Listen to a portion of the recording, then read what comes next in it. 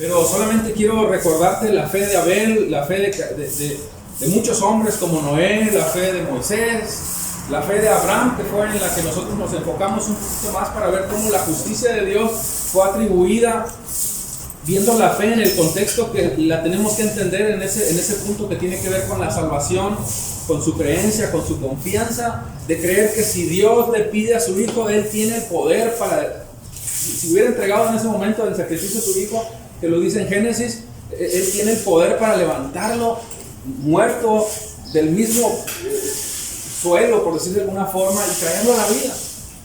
Y lo creyó, y vio Dios que ese amor que le tenía a su hijo era muy fuerte, tan fuerte así que probó su corazón, y Abraham no dudó.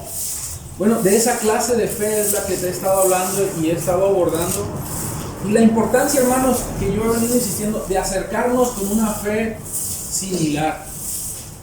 Tú me dirás, no, hermano, es que esa fe es de Abraham. No, hermano, esa fe es tuya. Amén. Y Dios te la ha dado a ti, me la ha dado a mí, para que la vivamos de la misma forma, con la misma intensidad, y como dice Romanos 4:20, para que tú compruebes, que tú confirmes a través de la fe que Dios es real, que Él cumple sus promesas, y que en la medida que tú vas confiando en esa fe, tú te vayas dando cuenta cómo Él siempre ha sido fiel, y al mismo tiempo tú te fortaleces. Otro punto que veíamos acerca de la fe es cómo la fe finalmente no nos salva, hermano. La fe es un medio, ¿no? Es un medio de salvación. Es como el platillo que estamos disfrutando en nuestra mesa y utilizamos la cuchara para llevarnos el alimento a la boca. Esa es la función de la fe. Es un medio para llevar el alimento a la boca, pero al final de cuentas no es la fe la que nos salva. Lo que nos salva es la gracia en Cristo Jesús. Es Dios, es Cristo el que nos salva. Entonces, hermanos, nosotros entendemos que todo es por gracia, y bueno, hemos estado abordando algunas porciones de manera así muy separadas, por decir de alguna forma, del capítulo 1 de la carta de Pedro, en su segunda carta, perdón, del capítulo de Pedro, la segunda carta de Pedro en el capítulo 1. Y yo quiero leerla para poder abordar algunos puntos que necesariamente son muy importantes de abordar, son muy importantes de ir viendo y analizando. Así que yo le voy a pedir que abra su Biblia en la segunda carta de Pedro, capítulo 1. Voy a leer del versículo 1 al 10. Estoy en la Nueva Biblia de las Américas. Dice: Simón Pedro, siervo y apóstol de Jesucristo. Y vean la manera en la que empieza a dirigirse a la iglesia. A los que han recibido una fe como la nuestra, mediante la justicia de nuestro Dios y Salvador Jesucristo. Ojo con eso tiene que estar subrayado en su Biblia. Gracia y paz, nuevas promesas, les sean multiplicadas a ustedes en el conocimiento de Dios y de nuestro Señor Jesucristo. Pues, fíjate cómo intercede ahí la obra divina de Dios. Su divino poder nos ha concedido todo cuanto concierne a la vida y a la piedad, mediante el verdadero conocimiento de aquel que nos llamó. Vea la soberanía de Dios operando ahí en su pueblo, por su gloria y su excelencia. No solamente la soberanía, la designación de Dios, Dios mismo escogiendo a su pueblo, eligiendo a su pueblo por su mera soberanía. Versículo 4: por ellas Él nos ha concedido sus preciosas y maravillosas promesas. Esto definitivamente tiene que tenerlo subrayado, a fin de que ustedes lleguen a ser partícipes de la naturaleza divina. Vamos a explicarnos a qué se refiere con la naturaleza divina. ¿Tienen problemas con el capítulo? Sí. Es segunda carta de Pedro, capítulo 1, versículos del 1 al 10. ¿Sí? Bien, estoy en el versículo 4.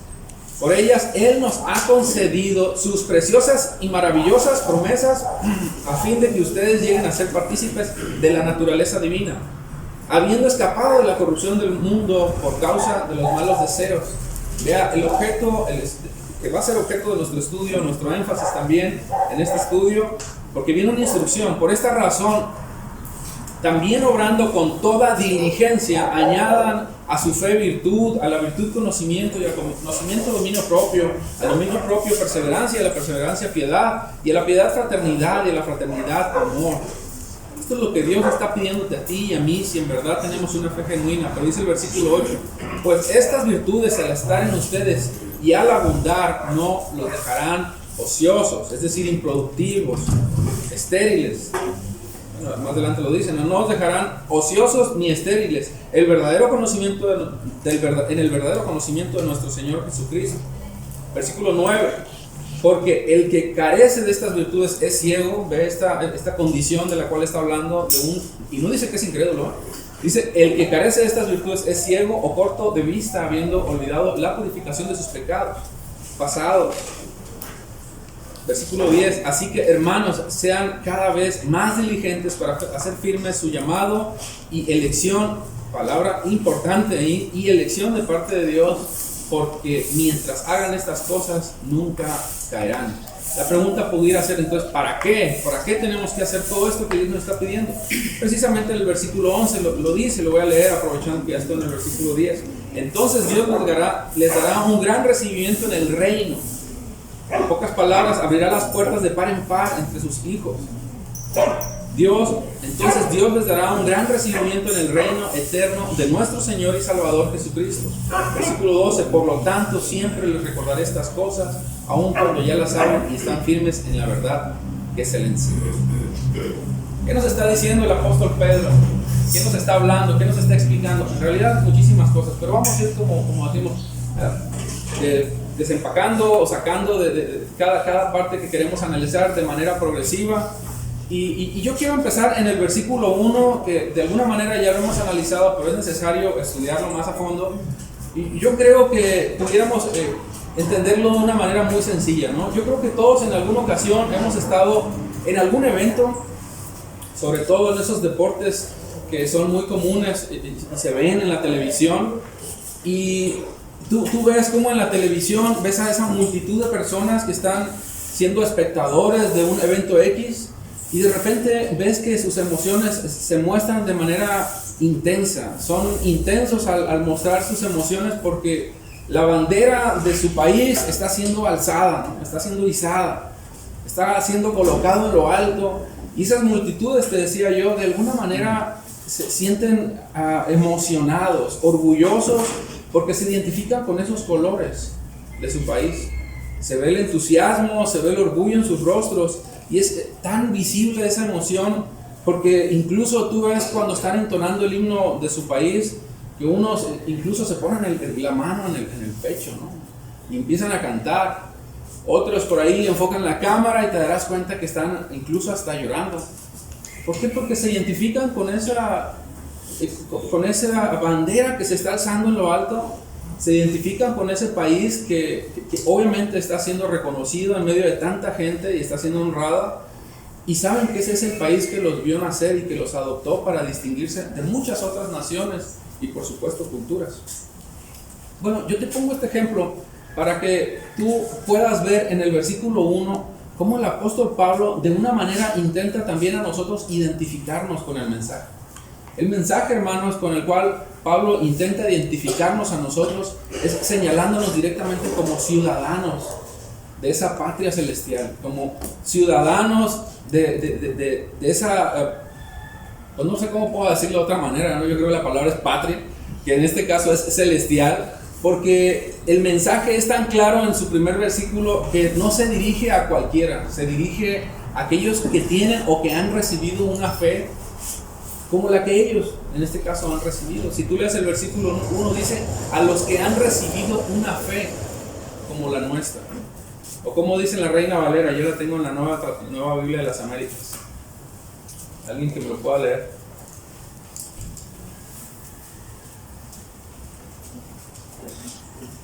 Versículo 1. Una preciosa y grandísima promesa. Versículo 1. Versículo 1. Yo estoy en el 1:4, ¿no? No, capítulo 1, versículo 1. Simón Pedro, léelo, por favor. Simón Pedro, siervo y apóstol de Jesucristo, a los que habéis alcanzado por la justicia de nuestro Dios y Salvador Jesucristo, una fe igualmente preciosa que la nuestra. Exacto. Date cuenta cómo el mensaje directamente es para aquellos que han recibido, gracias hermana Pati, esa fe, igual que la nuestra. Y esa clase de fe de la cual yo te he estado te he hablado y he tratado de abordar, y voy a intentar de ser más específico, es precisamente la que Pedro está transmitiendo a nosotros para que nosotros nos identifiquemos con ella, para que nosotros veamos si en realidad lo que nos va a explicar después en líneas siguientes se aplica a nosotros, y descubre si en realidad esa fe es genuina en ti, porque la ves obviamente aplicada, porque la ves obviamente que está produciendo frutos. Pero el mensaje es contundente a los que han recibido una fe como la nuestra. Y me gusta cómo dice, ¿no? Esa preciosa fe, esa riqueza tan preciosa, ese don tan precioso de la fe, y lo exalta, lo alaba, lo adora, porque sabe que está hablando no solamente de la salvación como tal, como un regalo, como un don de Dios también. Está hablando de ese conjunto de doctrinas, ese conjunto de creencias que tú y yo tenemos, y que como creyentes obviamente nos hacen participar de esa fe de la cual el apóstol Pedro está hablando. ¿Y qué es lo que nos va a decir al respecto? Bueno, muchas cosas, pero lo primero, yo te decía, te quiero identificar con el mensaje. Lo primero es, hermanos, es que tú y yo somos llamados hoy, por la gracia de Dios, pueblo de Dios. Amén. Y ese es el siguiente, la siguiente promesa que yo quería compartirte, que yo quiero compartirte. Porque si bien es cierto, hablamos de la fe, no podemos dejar de lado que tú y yo, hermanos, somos parte de un pueblo de Dios. Somos parte del pueblo de Dios. Nosotros somos parte del pueblo de Dios, y cuando no éramos pueblo de Dios, Él nos hizo su pueblo, Él nos unió a ese pueblo, siendo nosotros gentiles. Y todo esto lo explico ahorita y tal vez nos pueda sonar, bueno, muy común, tal vez muy casual, pero no debería ser así. Incluso todo esto repercutió de una manera tan fuerte en los principios de la iglesia, al principio de la iglesia en el siglo I, porque esto no era para nada aceptado dentro de la comunidad ortodoxa judía. Ellos aseguraban que la fe era exclusivamente para los judíos. Entonces, Pedro lo que está diciendo, y que obviamente también lo afirma Pablo, y como lo vamos a ver, es que la fe, como un regalo de Dios, como una promesa de Dios, es para todos, hablando de la salvación. Pero que todos, incluso los gentiles, nosotros que no somos hebreos, que no somos judíos, obviamente también hemos accesado a esa fe, a esa salvación, por la gracia de Dios, por su justicia y por su soberanía. Y yo quiero leerte el capítulo 9 del libro de los Romanos, para que te des cuenta cómo es Dios en medio de su justicia obrando, para que nosotros entendamos que lo que Él ha hecho, el hombre no lo va, aunque no lo entienda, porque no tiene por qué entenderlo, Él así lo determinó, Él así lo decidió. Fue su soberanía la que movió, obviamente, su deseo, su soberanía, de escoger a aquellos que no eran pueblo, para que fueran pueblo. Romanos capítulo 9, del versículo 21 al 28, dice: ¿O no tiene el alfarero derecho sobre el barro de hacerlas de la misma masa un vaso para uso honroso y otro para uso deshonroso? Está hablando de la soberanía de Dios. Y fíjate la pregunta que hace en el versículo 22. Está en Romanos capítulo 9, versículo 21 al 28. ¿Y qué si Dios, aunque está dispuesto a demostrar su ira y hace notorio su poder, soportó con mucha paciencia a los vasos de ira preparados para destrucción? El versículo 23 es importante. Lo hizo para dar a conocer sus riquezas, las riquezas de su gloria sobre los vasos de misericordia que de antemano Él preparó para gloria. Es decir, nosotros, ahora hablando, pero voy a leerlo para que lo explique mejor el versículo. Es decir, nosotros a quienes también llamó, no solo de entre los judíos, sino también de entre los gentiles. Ahí estamos tú y yo. Eso es lo que está diciendo el versículo 24, no solamente a la comunidad judía como tal, sino a aquellos que no son judíos, es decir, a los gentiles. Versículo 25, como también dice Oseas, está citando Oseas, capítulo 2, versículo 23, a los que no eran mi pueblo, llamaré pueblo mío, a la que no era amada, amada mía. Y acontecerá que en el lugar donde les fue dicho, vosotros no sois mi pueblo, allí serán llamados hijos del Dios viviente.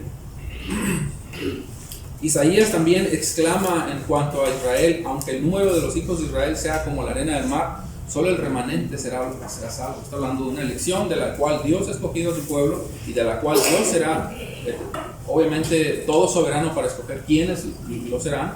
Y el versículo 28 dice: porque el Señor ejecutará su palabra sobre la tierra cabalmente y con brevedad. Pudiera ser que a lo mejor nos quedaran algunas lagunitas, algunas dudas en el capítulo 29, espero y no, en el capítulo 9, perdón, de Romanos, pero es muy claro en el mensaje que está dándonos el apóstol, en este caso Pablo, en la carta a los Romanos, que se está dirigiendo a nosotros, que no éramos pueblo y que Dios nos constituyó pueblo solamente por un mero acto de justicia, por un mero acto de su gracia, de su soberanía, y porque Él así lo decidió. Pedro se dirige a ese pueblo que particularmente en ese entonces, en el siglo I, estaba expatriado, ¿no? Estaba disperso. Pero no solamente se dirige a esa comunidad judía, sino a todos aquellos que han recibido esa fe de la cual yo te estoy hablando. Una fe similar a la que el apóstol Pedro está mencionando en su primer versículo. Aquellos que tienen una fe como la nuestra. Tú y yo antes no teníamos esa identidad, pero ahora tenemos esa identidad como pueblo de Dios, porque sabemos que esa fe obra en nosotros. Y aquí está algo muy interesante, también debe de operar en nosotros si es que somos pueblo de Dios. Me gusta mucho cómo el apóstol Pedro también, pero en su primera carta, capítulo 2, versículo 2, 10, primera de Pedro, capítulo 2, versículo 2, dice: antes no tenían identidad como pueblo. Antes no tenían identidad como pueblo. Nosotros no teníamos identidad. Ahora son pueblo de Dios. Eso es lo que tú y yo somos. Pueblo de Dios. Antes no recibieron misericordia. Ahora han recibido la misericordia de Dios. La primera carta de Pedro, capítulo 2, versículo 10, asegura lo que tanto estoy tratando de colocar en tu corazón. Hermanos, tú y yo somos pueblo de Dios. Antes no lo éramos, pero ahora sí, por la gracia de Dios. Y el versículo 11 dice: queridos amigos, ya no son extranjeros y residentes temporales. Ya que son extranjeros, y residentes temporales, les advierto que se alejen de los deseos mundanos que luchan contra el alma. Nosotros somos extranjeros en esta tierra y por supuesto, de alguna manera somos residentes temporales porque lo creemos. Pero evidentemente también nosotros habitamos en un cuerpo terrenal y tenemos la esperanza de que habitaremos en ese cuerpo celestial, el cual Dios nos ha preparado de antemano para todos aquellos que somos llamados pueblo de Dios. Pero entendemos cuál es nuestra posición ahorita. Tenemos una fe racional también. De esto usted lo puede leer en la primera carta de Pablo a los Corintios, capítulo 15, cómo evidencia que no es primero el cuerpo espiritual. Primero es el cuerpo terrenal en el cual tú y yo habitamos, y que una vez que nosotros estemos aquí, obviamente habitando en este cuerpo terrenal, en su tiempo, en el tiempo perfecto de Dios, ya sea que Él venga antes o nosotros partamos a su presencia, lo cierto es que ese cuerpo espiritual lo habremos de recibir en Cristo Jesús. Yo necesito y debo de insistir a esto, no solamente porque creo, sino porque estamos todos los que de alguna manera compartimos el Evangelio, hablamos de su palabra, estamos obligados a recordarnos lo que tú y yo somos, nuestra identidad. Amén. Incluso Pedro lo afirma en esa misma carta, en el capítulo 2, el que leímos en un principio, pero en el versículo 12, si no mal recuerdo, afirma, hermanos, y lo leíamos, que Él no se verá impedido en recordarnos estas cosas de las cuales yo te estoy hablando, cuantas veces sean necesarias. Las va a hablar, las va a explicar y nos va a insistir en que nuestra fe debe ser una fe activa o no una fe pasiva, en que tú eres pueblo de Dios y que si tú te identificas con esta fe debe de producir frutos, esta fe debe de producir obras. Sí, hermano, no vamos a ser salvos por obras, pero de todos modos tú necesitas producir obras. Necesitas producir obras porque la fe, eso es lo que hace, producir obras. Amén. Para la gloria de Dios. Y esa es esa clase de fe la que Dios desea que su pueblo viva, si en realidad es pueblo de Dios. El problema, hermanos, y es algo que he insistido y sigo insistiendo, es que fácilmente perdemos esa identidad de la cual Pedro está hablando y de la cual Pablo también afirma. Olvidamos esa identidad. Olvidamos cuando estamos en la alabanza, cuando estamos en la adoración, cuando estamos meditando en las Escrituras, que lo que estamos buscando y deseando en nuestro corazón es conocer más de Dios. Es conocer más de ese Señor que nos ha preparado en esta tierra y nos está preparando para que entendamos esa naturaleza divina, incluso que dice en un principio que no es otra cosa más que el conocimiento de la vida que está en Cristo Jesús, en Dios, para que tú y yo, aquí, su reino aquí, establecido entre nosotros, en medio de nosotros y en nuestros corazones, podamos ver la vida, podamos disfrutarla, podamos ejercer todos esos dones, reconocer todas esas promesas y vivir para su gloria, dependiendo de esa gracia. Y es que su pueblo, hermanos, lo que hace es olvidar constantemente estos principios, estas promesas, y no debe de ser así, porque la fe que nosotros tenemos descansa evidentemente no en nuestras obras, descansa obviamente en lo que nuestro Señor ya hizo por nosotros y de lo cual tú y yo obviamente tenemos que disfrutar. Amén. De ahí que Pedro lo que quiere es que no descuides ese ejercicio de tu fe, que no lo descuides, sino que perseveres, que te ocupes. Incluso habla de manera interesante que te ocupes de manera diligente. Déjame te leo el versículo 5. Por esta razón también, obrando con toda diligencia. Esa palabra es bien importante, hermanos. Y lo contrario de diligencia es negligencia. Por esta razón también, obrando con toda diligencia, con toda atención, con toda prontitud, con todo deseo genuino, con esa fe que Dios te ha dado y con la cual tú dices identificarte, que obras, que presentes obras, pero que al mismo tiempo le añadas a esa fe lo que tengas que añadirle, en este caso virtud, es conocimiento de Dios. El versículo 10 de esa misma carta que estamos leyendo dice: así que, hermanos, sean cada vez más diligentes para hacer firme su llamado. Hermanos, Dios te ha dado la fe. El regalo de la fe ahí está, y somos pueblo de Dios, y gloria a Dios, y cantamos: somos el pueblo de Dios, somos un pueblo especial. Hermano, afírmate y afírmate. Necesitamos presentar evidencias de esa realidad en la cual tú y yo nos identificamos. Así que, hermanos, sean cada vez más diligentes, más prontos, más aptos, más entendidos para hacer firme su llamado. Ciertamente Él nos fortalece, Él nos afirma, pero tú tienes una responsabilidad aquí. Dios nos dio la fe. Tú tienes que hacer que esa fe se afirme en tu corazón, se afiance en tu corazón, y la única manera en la que lo vas a hacer para dar cuenta de ellos es presentando esas obras que son evidentes de un creyente. Sean diligentes cada vez más para hacer firme su llamado y elección de parte de Dios. Tal vez la pregunta es: ¿por qué insisto tanto en esto que tiene que ver con el ejercicio de nuestra fe? Precisamente, hermanos, y no quiero abordar tanto esto, pero necesito reiterarlo cuantas veces sea necesario, porque lo que Dios desea es que nosotros, como pueblo de Dios, vivamos esa promesa, pero también vivamos ejerciendo el regalo y la promesa de la fe. Amén. Ejercitándonos, fortaleciéndonos y comprobando, como dice Romanos 4:20, como lo hizo Abraham, creyéndole a Dios. Sin embargo, los voy a leer: respecto a la promesa de Dios, Abraham no titubeó con incredulidad, sino que se fortaleció en fe, dando gloria a Dios y estando plenamente convencido de que lo que Dios había prometido,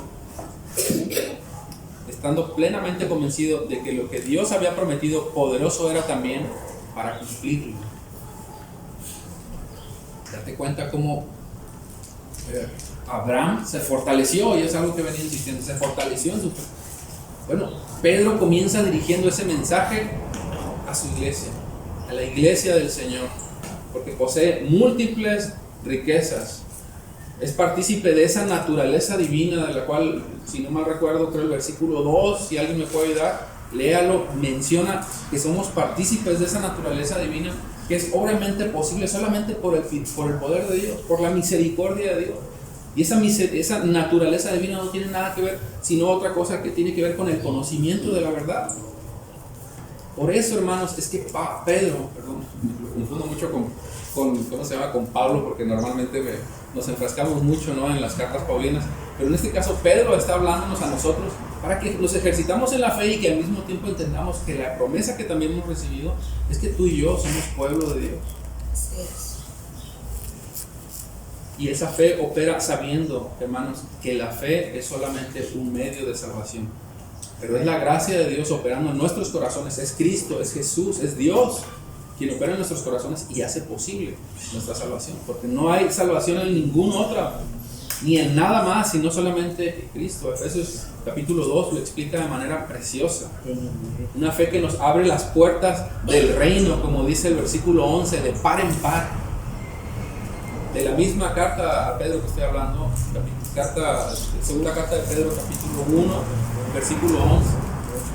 Nos mantiene firmes, activos, dando frutos. De ahí que eso es lo que yo deseo transmitir y es lo que el versículo 1 nos está tratando de transmitir para identificarnos como pueblo. Aquellos que han recibido una fe como lo nuestro. ¿Cómo es esa fe? Como Dios la indica. No afianzada en una esperanza personal, no en filosofías humanas, no en ideologías personales. Es esa clase de fe que el apóstol Pedro está mencionando y que solamente está afianzada en Jesús, que es santa, que es divina, que está basada en la soberanía de Dios, en su conocimiento y que es preciosa, porque solamente depende de la gracia de Dios. Solamente depende de la gracia de Dios. Y es a ti y a mí que Dios está dirigiendo, porque tú te identificas con esa fe. Tú te identificas con esa fe. Quisiera señalarlo a todos de manera, pero primero yo, ¿verdad? Tú te identificas con esa fe. Si tú estás identificado con esa fe, tú entenderás entonces que eres pueblo de Dios y lo que tienes en tu corazón es un tesoro. Es un tesoro y Pedro lo califica como preciosa. Pablo a Timoteo le dice que es sincera. Pablo a la iglesia de Filipo le dice que es una fe que sabe sufrir. Pablo incluso en su carta, Pedro en su primera carta, capítulo 1, versículo 7, le dice que es preciosa, es más preciosa que el oro. Aleluya. Permíteme leerte la segunda carta de Pablo a Timoteo, capítulo 1, versículo 14. Guarda mediante el Espíritu Santo que habite en nosotros el tesoro que te ha sido encomendado. Wow, tienes un tesoro en tus manos. Dios te ha dado ese tesoro, abundante tesoro de la fe, de la gracia, y por su gracia es que hoy tú y yo somos llamados pueblos de Dios. Pedro está izando esa bandera delante de nosotros, hermanos. Pedro está levantando la bandera de Cristo delante de nosotros. Pedro está glorificando a Dios por esa fe que tú y yo hemos recibido y que por gracia, solamente por gracia de Dios, nos ha unido a sus designios, a su voluntad, a sus propósitos. Y yo me pregunto si tu corazón se identifica con esa clase de fe, con esa ciudadanía celestial. Yo creo que sí, yo estoy convencido que sí, pero yo quiero llevarte al punto de que reflexiones si en verdad estás identificado con eso. Aleluya. Haz una introspección, sigue siendo una introspección en tu corazón y medita en todo aquello que te hace pensar, soy pueblo de Dios, ok, pero ¿por qué? ¿Qué estoy haciendo? ¿Cómo estoy viviendo el Evangelio? ¿Cómo estoy participando de esas promesas? Si en realidad esa naturaleza divina está en medio de su iglesia, está en medio de su pueblo, yo soy partícipe de ese conocimiento de Dios abundante para mí también. Es que en realidad las puertas del reino están abiertas para mí también. Por supuesto que lo están, pero tú tienes que pensar, hermanos, ahorita que estamos viviendo un periodo de tanta gracia, porque las puertas están abiertas, pero no siempre van a estar abiertas. Y yo no sé si saliendo de aquí Dios me permita vida después. Pero yo tengo que meditar en esto, porque si no, hermanos, no voy a explicar lo que va a pasar. Dios quiere que nos afiancemos de esto, y esto debería causarte gozo, debería causarte venir a Él cantando himnos, alzar tus manos, reconocerle como Señor, reconocerle como el Rey de la Gloria, porque está en este lugar, ya no habita en un tabernáculo ni en un templo, habita en ti, en su iglesia, y aquí está en este momento sentado, escuchando. Quien está hablando diga lo que tiene que decir, solamente lo que Él quiere que nosotros transmitamos, su palabra, pero somos pueblos de Dios. Y de la abundante riqueza de su gracia nosotros podemos decir que somos llamados pueblo de Dios. Yo quisiera hablar otras cosas que están muy entrelazadas, sobre todo obviamente con esto que te estoy diciendo, pero no me va a alcanzar el tiempo y tiene que ver con lo que tanto he abordado desde el Antiguo Testamento. Y lo voy a hacer rápido a ver si me puedo ajustar en 2 minutos. Pero tú te acuerdas que yo te leí Jeremías capítulo 32 y hablaba de que Él nos ha preparado un camino, que nos ha dado, infundido en nosotros ese temor de Dios para que nosotros le busquemos. Yo quiero que te des cuenta cómo, a pesar de del tiempo, de los años, de todo lo que ha sucedido, Dios se ha mantenido fiel en sus promesas. Dios se ha mantenido fiel en sus promesas, y ahora Pedro está hablando de esas promesas que Dios prometió, bajo la redundancia, en la antigüedad, y las está hablando a su iglesia para que su iglesia crea en lo que Dios dijo.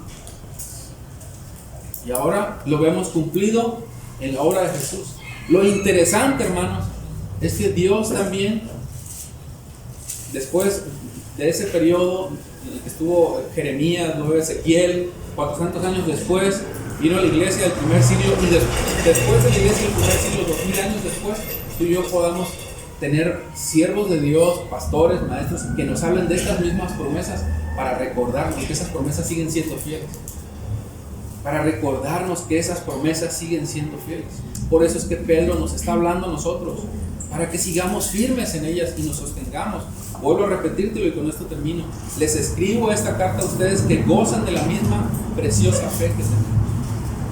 Esta fe les fue concebido debido a la justicia e imparcialidad de Jesucristo, nuestro Dios y Salvador.